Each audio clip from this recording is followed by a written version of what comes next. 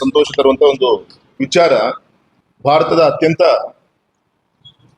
ಸುದೀರ್ಘಾವಧಿ ಚುನಾಯಿತ ಪ್ರಧಾನಮಂತ್ರಿಗಳು, ದೇಶದ ಹೆಮ್ಮೆಯ ನಾಯಕರು, ಆದರಣೀಯ ಶ್ರೀ ನರೇಂದ್ರ ಮೋದಿಜಿಯವರ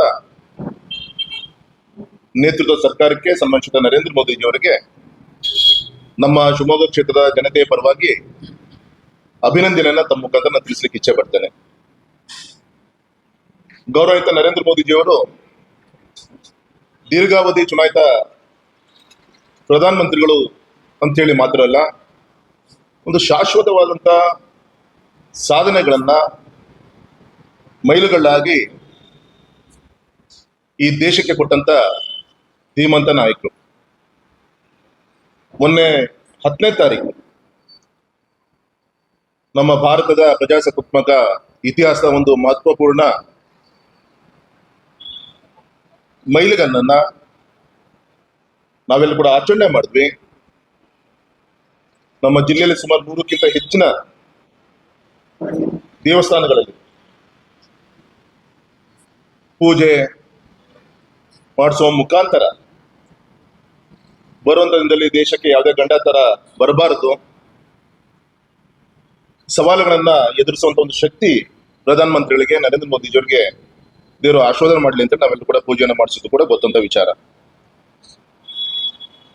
ಪ್ರಧಾನಮಂತ್ರಿಗಳು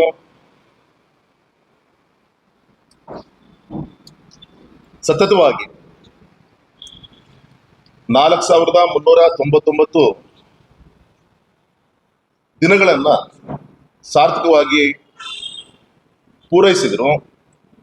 ಗೌರವಿತ ಜವಾಹರ್ಲಾಲ್ ನೆಹರು ಅವರ 4398 ದಿನಗಳವರೆಗೆ ಕಾರ್ಯವನ್ನ ಮಾಡಿದ್ರು ಅಂತೇಳಿ ಇತಿಹಾಸ ಹೇಳುತ್ತೆ.